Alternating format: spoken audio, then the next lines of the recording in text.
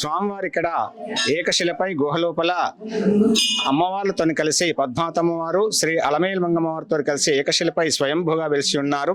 ఇంకొక విశేషం ఏంటంటే స్వామివారి వరదహస్తం కింద శివలింగం ఉండడం కూడా ఇక్కడ మరొక విశేషం. స్వామివారిని అతి దగ్గరగా దాదాపు గర్భగుడిలోకి వెళ్ళి భక్తులు దర్శించే అవకాశం ఇక్కడ ఉంటుంది. చాలా దూర ప్రాంతాల నుంచి కూడా భక్తులు ఈ దేవాలయానికి వస్తూ ఉంటారు. తమ యొక్క కోరికలను సంకల్పలను స్వామివారికి విన్నవించుకొని అవి నెరవేర్చుతూ తిరిగి సంతోషంతో స్వామివారిని పునర్దర్శన ప్రాప్తిరస్తని మొక్కుతూ వెళ్తూ ఉంటారు. ఈ దేవాలయంలో మేము వంశపార ధర్మకర్తలము, అర్చకులము. నా పేరు మదన్మోహనాచార్యులు. మాది 6వ తరం స్వామి సేవలో, 6 తరాలుగా స్వామి సేవలో ఉన్నాము.